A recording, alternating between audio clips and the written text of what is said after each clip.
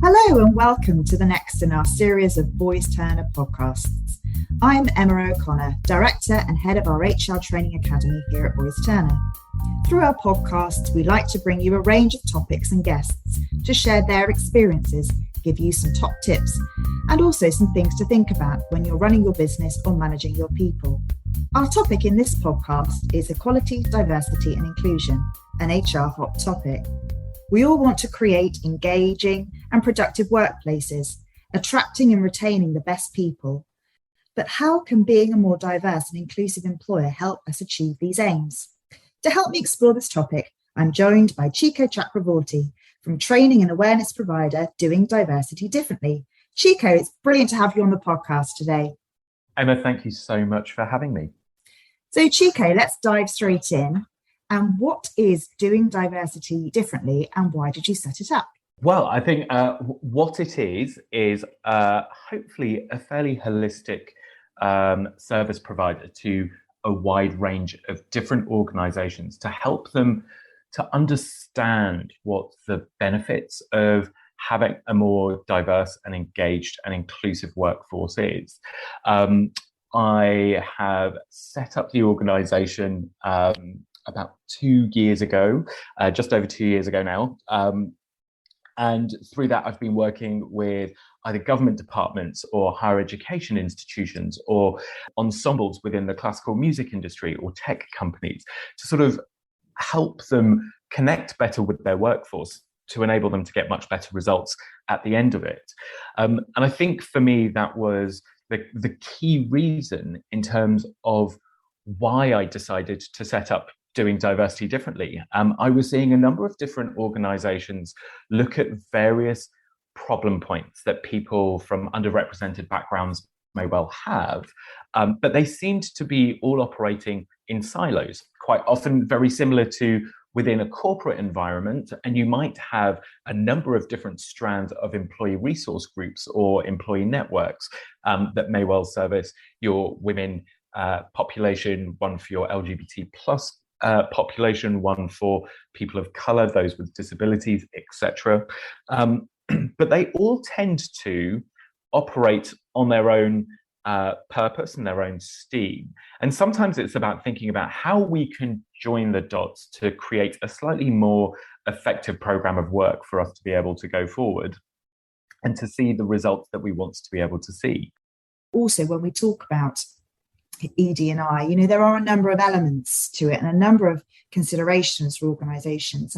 And I just wonder, Chico, what would your advice be to a business who is perhaps sort of thinking about developing, a diversity and inclusion programme? I think my advice would be to be curious. I think the main stumbling block that lots of organisations have, if they tend to be fairly homogenous in the makeup of people that work for them, is that it feels very uncomfortable sometimes to understand what that first step that the organization is going to take, or what that first step a leader is going to take into doing something that creates a more inclusive and equitable culture within the company that will hopefully foster a sense of belonging. And I think first off, being curious about it and not thinking that there needs to be a response to everything that you may well discover as part of your conversations or as part of your research is a really good starting point. For me, the way I see this is that diversity and inclusion, sadly, isn't a one-size-fits-all blueprint that we can just take and roll out to every organization. And the reason for that is because every organization is made up of different people. So we definitely see people talking about diversity from what's classed as the protected characteristics here in the UK. So the things that we can't discriminate against people on the basis of, such as somebody's age or their ethnicity or their sexual orientation or their disability or their gender identity or their marital status, their pregnancy status, all of those different types of things. But actually, when you think about it, we can be incredibly different and diverse as people because of the experiences that we've had, the type of upbringing that we may well have had, or the schools that we went to, or the jobs that we've then gone on to work in, or the companies that we've been a part of. And all of those experiences contributes to what I class as our cognitive diversity, which means that we process and we think and we react in different ways to those around us.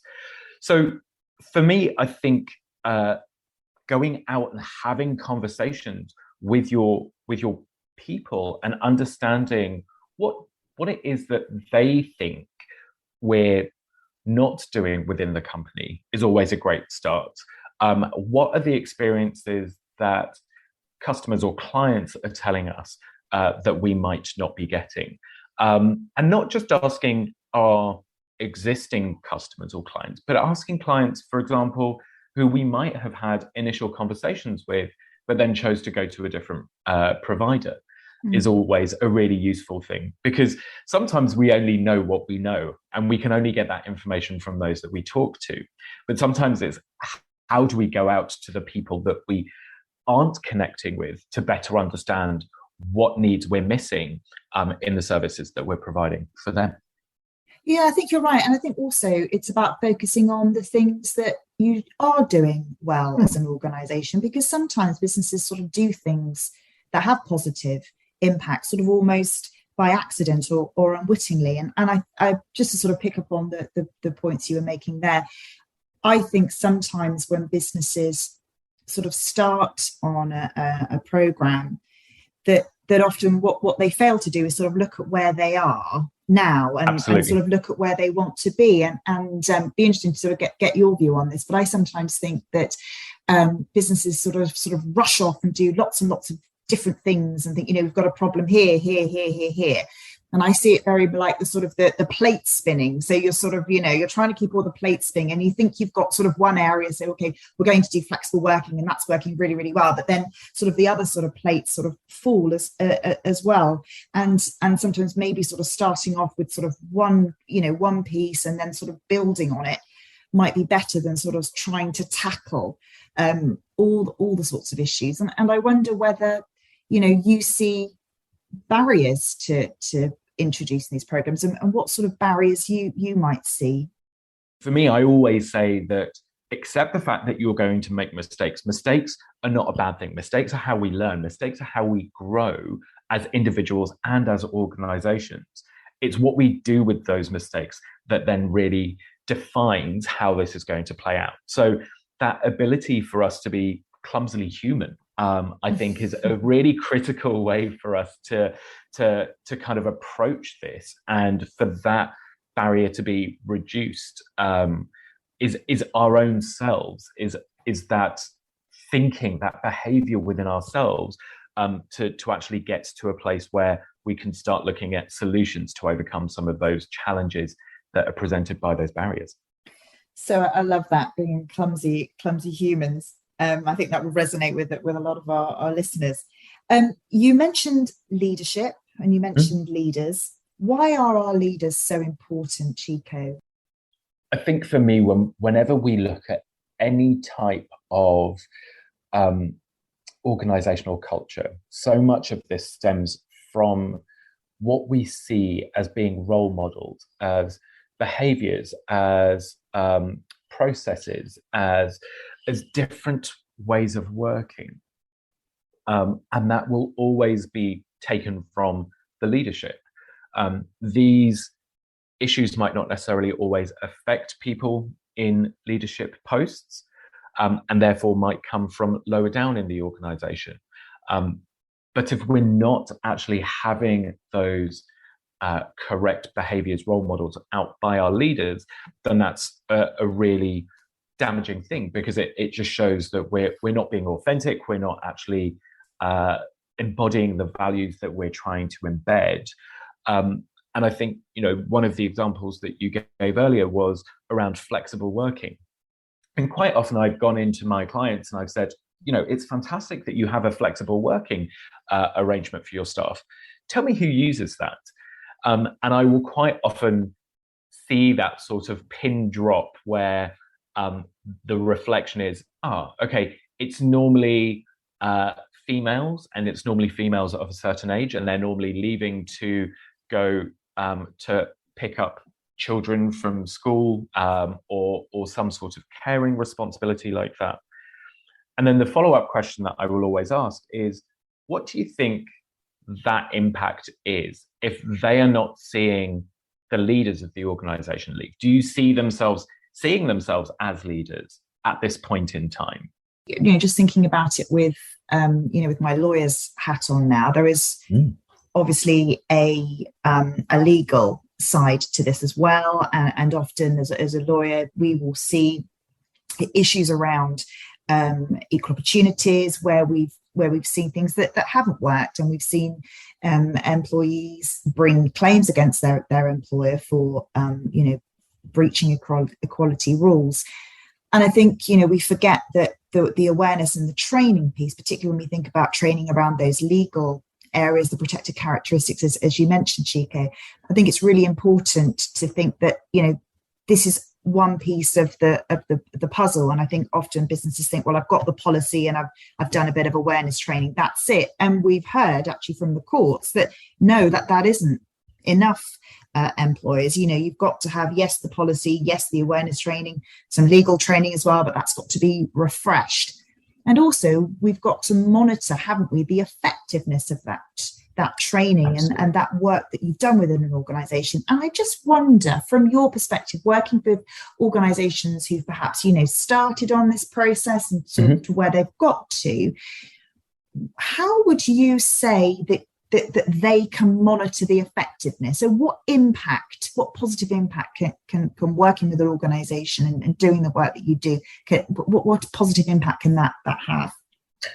So I think the positive impact that we look for in our work is to see more engaged employees, and to see things like productivity go up, and things like employee engagement go up. Because when we see those happen, then that sort of has a very distinct impact on an organization's profitability, on their kind of, turnover, etc. And there are a number of studies that have been done that show this. So, for example, there's studies by Boston Consulting Group that show that when leadership teams are more diverse, then their innovation revenues increase by 19% and their overall EBIT margins increase by 9%.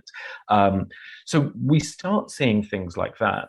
But those are really hard to directly attribute to a diversity, inclusion and belonging program or training scheme that we may well have done.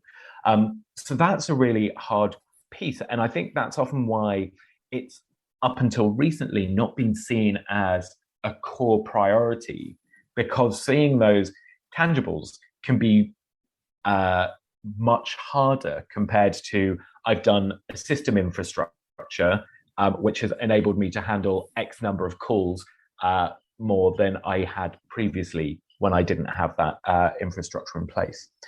So what I tried to do is make sure that we're talking to our people on a regular basis. So, for example, one of the services that I offer is doing a sort of a diagnostic audit of an organization from their culture perspective. And a big part of that is around looking at the kind of different diversity demographics, but actually understanding what the experiences of those people and the whole workforce is, to kind of create an understanding of what it is the organization needs to focus on doing, and B, so when you then go and check the same sort of questions after, say, 6 months or 12 months, you're then seeing that increase going forward. So it's not just about saying how many people do we have in the organization that are people with disabilities or people of color, but actually, because that's just a static point. Yeah, absolutely. And you can even measure that next time round to see, has that number gone up or down? But actually, you don't really know what the differences are. For me, data only ever tells us what we want it to tell us. So what it's not telling us in those situations is, for example, how much longer is it taking a female to get a promotion at work, or is the attrition rate for people with disabilities much higher than those without disabilities, etc. So actually thinking about the questions that we're asking is really critical. And then you can sort of measure those and sort of, cross-analyze what people's experiences are and what their current feelings are around the workplace, and how that is changing over time when we're doing this work, and actually also monitoring, what are the additional things that we're doing in between the training sessions to make sure that this continues the momentum that we need to. Because as you say, if you do it as just a one and done session, people are going to forget it. Absolutely. And I think we see a lot of this with gender pay gap reporting, that it's, there's sort of this mad rush to get all the data in, work out what our median, pay ranges are and what's our bonuses. So we're sort of focusing on the data, but almost forgetting that, the data is just, one bit of all this. It's actually what we're doing with that data and what differences we are making in our gender pay gap and where that's come from over the years of reporting. Chika, it's been an absolute pleasure to have you on the podcast today. Thank you so much for sharing your enthusiasm. And I just wonder, before we finish, whether you could perhaps just share some final thoughts with our audience about some of the benefits of embarking on an ED&I journey, and also some sort of tips about how to start. Absolutely. And, firstly, thank you so much for having me. It's been a real pleasure to speak to you at Boys Turner today.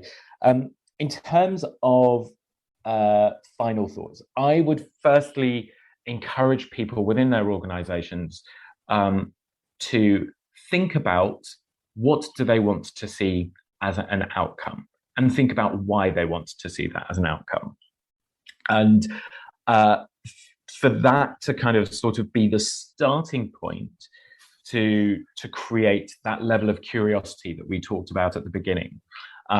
So it may, for example, be we want to see a higher level of representation of different demographics within our workforce.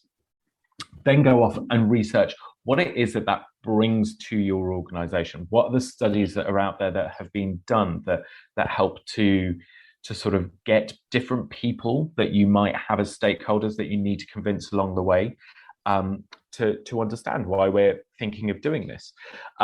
Think about how you can get that insight from people within your workplace that may already have certain lived experiences.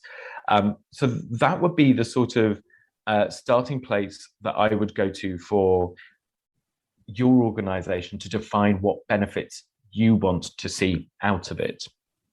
And then in terms of how to go about it, I think for me, I try and make these things as inclusive as possible. So I wouldn't just be going and reaching out to people of certain demographics within my organization. I'd be sending this out to everyone and saying, we want to improve the organizational culture for everyone and make sure that we're as inclusive as we can be. Now, in order for us to do that, we need your help. We need to understand what it is that you think makes the company great, that we can amplify and replicate, and what it is that we're not doing, that we need to look at embedding.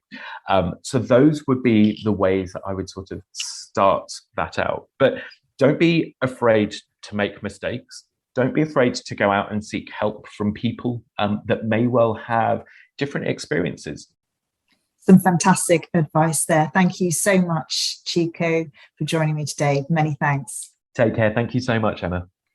My thanks again to Chika for sharing his thoughts and recommendations, and also for demystifying the topic, and also about how you can start on your ED&I awareness and training journey. I totally agree that one size does not fit all, and also that we shouldn't be afraid of having clumsy conversations and being clumsy humans.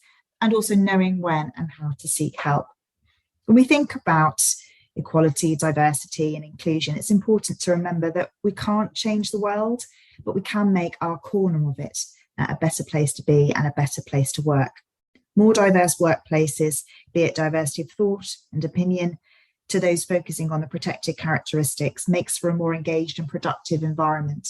By having a clear and values-driven culture of equality, diversity, and inclusion, whether this is awareness or training, can help us celebrate diversity and value our differences. Promoting those wanted behaviours through training, and yes, by focusing on our legal obligations as well, can also help organisations successfully defend discrimination claims in the Employment Tribunal.